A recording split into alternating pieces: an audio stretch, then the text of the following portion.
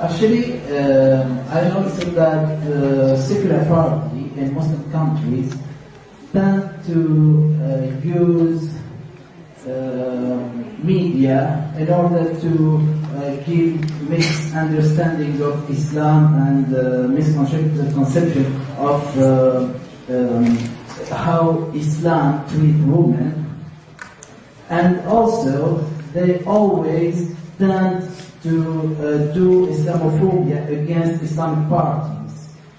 And for instance, in Tunisia or in Libya now, and even in Egypt, now Islamic parties won in the elections. So, do you think that really Islam or Islamic law oppressed women? As, you know, like secular party pretend? Of course, I don't think that Islam, the religion, oppresses women. I have been to Tunisia at the time when Ben Ali was running it, and he did everything in his drive to kill Islam.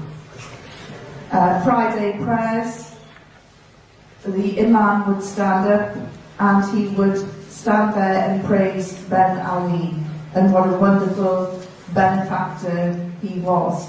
Now imagine if you were going to church in this country and you listened to the sermon from the vicar telling you how wonderful David Cameron is.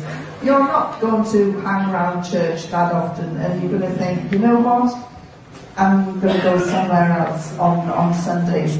And he almost killed the religion. His wife didn't wear the hijab. They took the azan, the call to prayers, off the television, the state television in Tunisia. They tried to dilute Islam in every way, which is why I have a big smile now when I think of Ben Ali and his wife sitting in Saudi, listening to the azan, the call to prayer every day, 5 times a day. And I think of how the religious police will help his wife with her hijab every time she decides to go out. But after they left, what happened in Tunisia?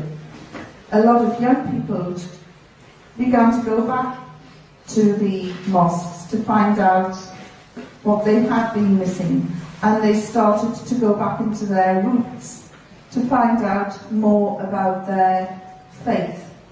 And so what happened in Tunisia, and the same has happened in Egypt and in Libya, people are re-engaging with their faith. They're learning more about what it means to be a Muslim, and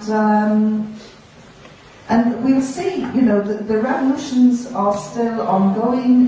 The Cuban Revolution is over 50 years old, and it's still ongoing.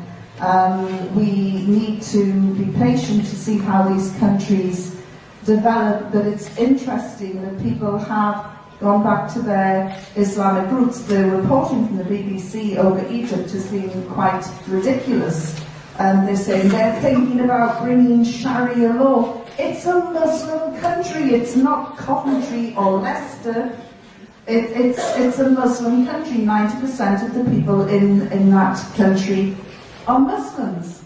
And so it's not that unusual that they might go for Sharia law.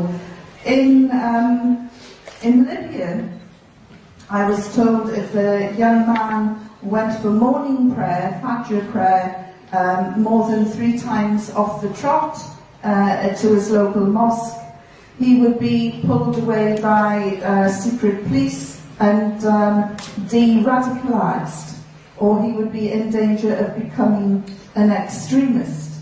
And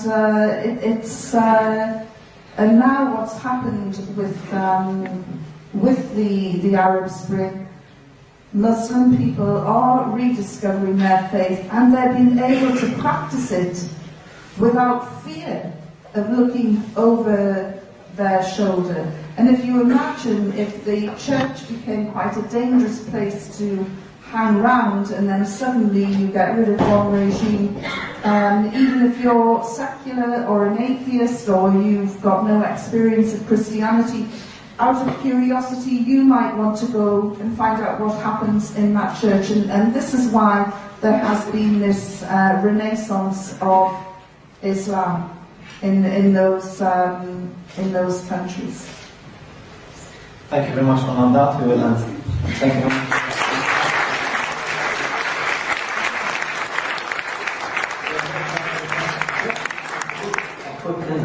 Last year, one of the speakers of Islamic Awareness Week was asked about, on the BBC radio, he was asked, what do you think of women who are converting to Islam? And he said they are crazy. And then the BBC radio newscast, he told them, are you joking? They're crazy? Women converting to Islam are crazy? He said, yes, they are crazy.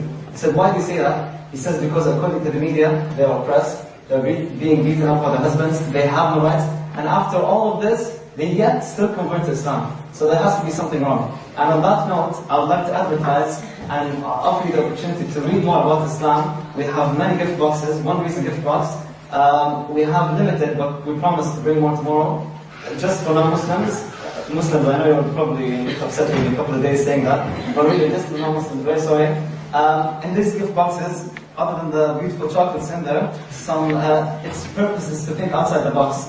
It has selected verses of the Quran, it has a CD, a story, the man with red underpants. It makes you think, very nice stories, so please take some, and I know you're hungry and looking for pizza, so please come help yourself. And thank you very much.